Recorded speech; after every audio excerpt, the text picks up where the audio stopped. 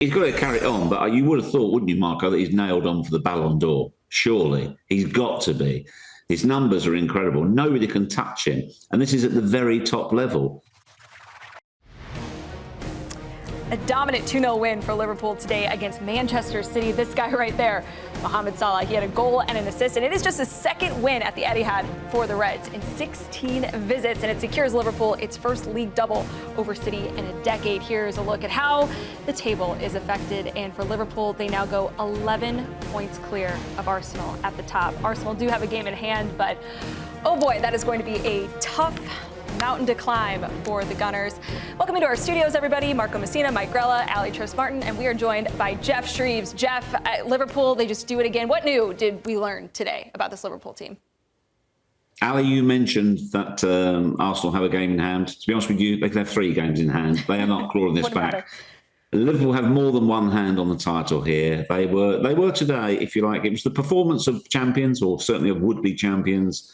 They were terrific. They were smooth. They were economic. They were efficient. Everything that's good about this Liverpool side was on display today. And as usual, the man of the moment was Magic Mo Salah. Assist and a goal. That's another 30-goal season for him. It's just his numbers are absolutely incredible. He's broken the record, Steve McManaman's record, which goes all the way back to 95-96 for 15 assists plus in a season. So just extraordinary performance. And they just do it, Ali, in a way that they are so economic. They seem effortless in the way they go about their business, but they defended really well. They attacked with precision, and they just put on an excellent display. And that they have had a magical weekend with Arsenal slipping up yesterday. Of course, they're not going to say it. They're not going to admit it. But now it's about managing their way to this title. They've got the Carabao Cup, of course, and managing their way through to the latter rounds of the Champions League as well. Excellent performance, excellent result. Hey, Geoff, great to see you, man. What's the bigger story, though? Is it that this is one of the best Liverpool sides we've ever seen? This is a team that's going to go on and potentially win Champions League, win Carabao Cup, win the Premier League? Or is it also more so that the teams around them, the struggle of Man City, the struggle of the Man Uniteds, the Tottenhams, the Arsenals, that they just haven't been at their best? Which is more the truth? Grella, good question. I think, in fact, it's probably a little bit of both. I mean, we've said many times, haven't we, you and I, astonishing Manchester City's drop-off. I mean, they just look nothing like the Manchester City of old. They just don't have the personnel. They've gone stale. They need to refresh. They've tried in January. You know, they're out of Europe in midweek. They should make Champions League this season, but be tough. A really, really tough fight for them. Arsenal haven't taken advantage. Tottenham and Manchester United have their own problems that are well documented, whether it be personnel or injuries or both in some cases. But the bottom line is Liverpool have just cut a swathe through all of that. They've ignored all the noise. You know, they haven't made many signings either, Grella. You look, no massive additions to the side. Chiesa this season, that's it. It's incredible what they've done. And all, as I said, seemingly without any fuss or any noise whatsoever. Think, look, here we are now. It's nearly March. Still, Trent Alexander-Arnold, Van Dijk and Salah's futures are up in the air. It's not made a jot of difference. Zero. No fuss whatsoever. He rotated the team again today. Clever use of players. And they just, for me, they're a really, really impressive team. I think they're a reflection of their manager. Geoff, you mentioned Salah, and his numbers are just crazy. 25 goals, 16 assists in 27 matches. Is there any argument that he's not the best player in the world right now? Well, he's got to carry it on, but you would have thought, wouldn't you, Marco, that he's nailed on for the Ballon d'Or? Surely. He's got to be. His numbers are incredible. Nobody can touch him. And this is at the very top level as well. And I think his assists, if you like, are as impressive as his goals, because his all-round play, he is such a team player. He works hard, he defends hard for the team as well. I think he gives the absolute maximum in every single game that he plays. How rarely do we see Mo Salah have an off day? Hardly at all. Hardly at all. And again, I go back to the uncertainty surrounding his contract. it's not made a blind bit of difference. I don't think he's playing harder for a contract. I think he just gives his maximum every single time. He's the ultimate professional footballer, and Liverpool are reaping the rewards of that right now. Geoff, what's the hesitation with Salah, though? Obviously, what he's doing on the field, what he represents for Liverpool over the last few years. I mean, really, if you're in charge at Liverpool, don't you just try to make this thing happen? Or what is the major stumbling block between the two parties? What would your guess be? Yeah, Money? Money? Yeah. It's a case of how much, isn't it? That you can't argue his numbers, you can't argue his contribution, you can't argue his worth to the team. But where you argue his worth, it's what is it worth? Because, okay, he's doing that now. And there's two things. There's the actual salary, if you like, the actual amount of money, and the length of contract. If you're Mo Salah, you're going to want to be paid as much as possible for as long as possible. Liverpool, they obviously don't want to sign a lengthy contract that leaves them with a player who is ageing, whose numbers may well drop off.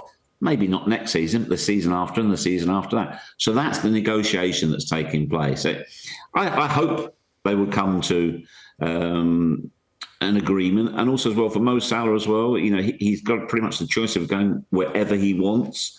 The thought of being part of a Liverpool team that goes on to win trophy after trophy, that could easily have an effect on how he views things in his camp with whatever Liverpool are offering. I don't think he's the sort of person who is about money only. I think he wants to play at the highest level. He wants to be competing for the biggest trophies. So you would have thought, again, I'm pretty confident Liverpool are going to win the title now. That can only be helpful going forwards in him making his decision to stay. But, Geoff, you've got a team with 3 key players all in contract negotiations, and it really hasn't appeared to be this huge issue in the media. Does that say more to you about those 3 guys or the job that Arne Slot has done managing this group? Both, I think, Ali. You know what it's like. You've asked plenty of coaches or people those types of questions, and they never seem to get ruffled because quite often, post-match or if it's via a link with you, you'll ask the question about what's happening with your contract and you'll get a fairly stilted, I'm not discussing that, I'm talking about the game or something like that. But you look at Virgil every single time, or Trent. Virgil says with a smile, no news on that. We'll update you as and when, if there's any news. It's as though you've asked him where he's parked his car. He's so casual about it. And I think that's all part of the picture. And I think that is the environment that Arne Slot has created at Liverpool. It's a completely different vibe to Jurgen Klopp. I'm not saying it's better, not for 1 second, because they haven't done it as yet. It's completely, it just seems so harmonious. You never get the feeling in this team that there's, if you like, players who believe they're bigger or better than anybody else. They all believe that they are part of a cohesive unit, and teamwork is dream work, as they say. And this Liverpool side would appear to be the embodiment of that. Geoff, to switch gears and talk about Manchester City as well, everybody said that they need to rejuvenate the squad come the next year. Are you starting to see who should stay and who should go come next year? And is Kevin De Bruyne, which is sad to say, has he lost a step? And is he not going to be the guy that they build with next year? Do you think this could be his last season at City? Oh, it could definitely be his last season. He's not the player that he was. He doesn't have the legs. Pep Guardiola alluded to that in his press conference the other day. But what he may be is a different type of player. He may be asked to play a different type of role. I mean, Gundogan, he's not the same player. Bernardo Silva, his age as well now. So they've got so many players the wrong side of 30. This is a big rebuild for Manchester City. There's no question of that. Players they've brought in, I mean, Marmoush looks fantastic, doesn't he? Players they've brought in, of course, they are going to be the future, but there's also a lot of players as well who are already at the club who aren't really featuring. I mean, Jack Grealish hasn't started the league game this side of Christmas. So what is his future? Jeremy Doku, we saw a game today. Lots of involvement, lots of work, beats the man, but how often is there an end product? Not really. So they've still got a lot of good footballers there. I think their focus will be getting that Champions League spot this season. That's the big battle for them. And there's quite a few clubs in and around there. You think, they're battling out with Newcastle, they're battling out with Forest. And believe it or not, I'm sorry, you're going to have to say, with no midweek games, you have to say, if it goes down to 5 places, Bournemouth are in that conversation. And what a story that would be. But Yeah, and also, Marco, you wonder how much of an appetite does Pep have for a rebuild? You kind of get the feeling he's so emotionally invested in this club that he would.